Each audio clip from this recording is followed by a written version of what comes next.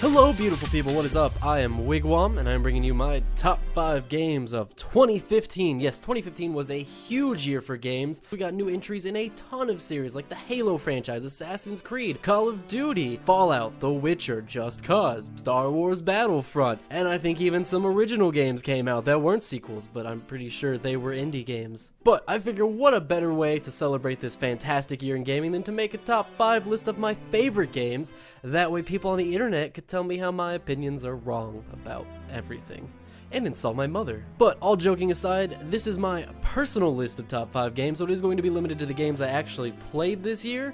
If the game that you liked does not appear on this list, just know that it was personal. It was very personal, because I hate you. On to the list. Coming in at number 5, we have Axiom Verge. There's a fine line between spiritual successor and direct ripoff, one that Axiom Verge chooses to toe extremely closely, but the result is a truly fantastic game, one of the best ones in the Metroidvania genre since the very games that created the genre. Axiom Verge is a deep world of compelling stories, crazy variety of weapons, and just insane power-ups.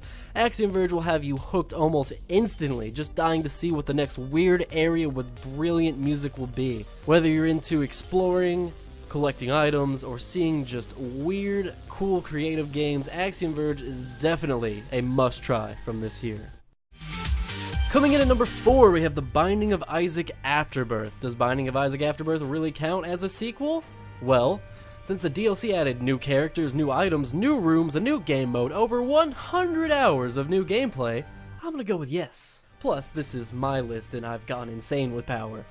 What was my point? Oh yeah, The Binding of Isaac Afterbirth is totally my number 4 pick of the year.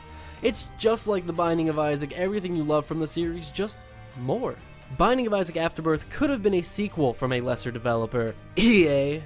Sorry, I coughed. I meant to say EA, you are a piece of shit. If you like The Binding of Isaac Rebirth or The Binding of Isaac Vanilla Birth, Afterbirth is a must-play. Plus, what other games this year involved a complex series of riddles that took place in the real world that ended up unlocking an actual character in the game?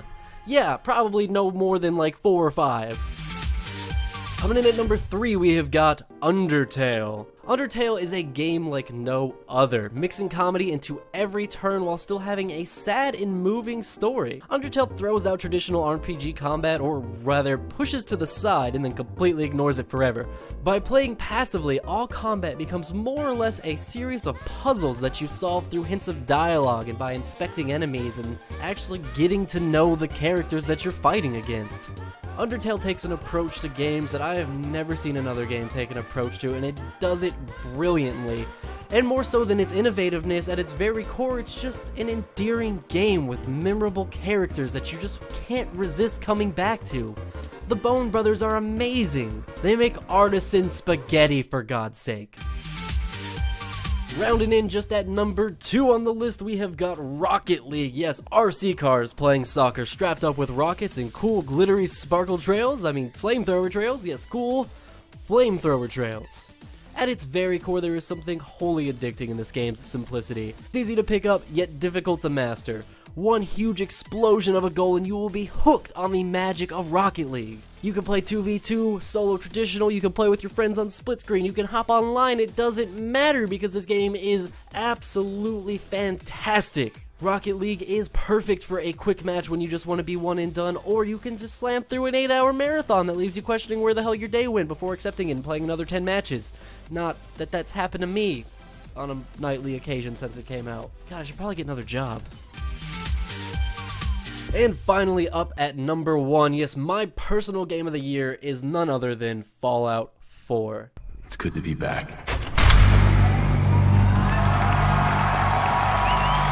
From the moment Fallout 4 was announced, it was something special. We had all been expecting it for years. We knew it was going to be set in Boston. We'd heard every little bit of information that had managed to squeak out of the iron-tight doors of Bethesda, and we were pumped. But to have the game be announced and come out only 6 months later was insane. People lost their minds when they first saw the previews, and with good reason. is what I tell myself because I also lost my mind. If one word can describe Fallout, it is huge. You can spend hours exploring the map without even touching the main plot.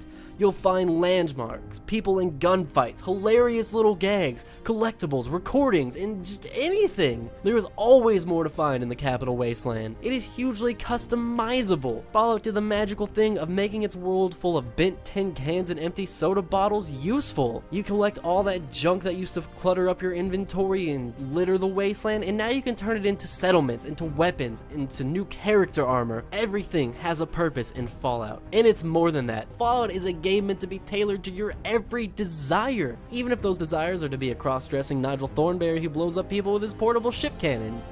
We got that! It added and innovated to the series like a sequel should. Combat was mixed up, new features were added, old ones were changed based on what people wanted.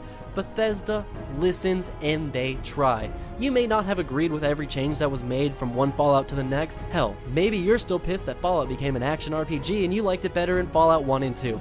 But Bethesda tries. They listen to their fans and they're not afraid to try new things. Fallout is not perfect, but I will be damned if it is not the most fun game I have played in a long, long time. And that is why it is my game of the year. Well, those are my top 5 picks for 2015. Agree? Disagree? Still waiting to make that horrible joke about my mom from the beginning of the video? Well, go leave it in a comment down below, and while you're down there, if you did enjoy the video, I would ask that you leave it a like. It does help out a great deal, and don't forget to subscribe for more content from me, Aaron Wigwam, and you could just come back and insult my mother some more if you're into that kind of thing, because I don't know, this is the internet and people are weird. But thank you for joining me, beautiful people. I will catch you guys in the next video. Bye-bye.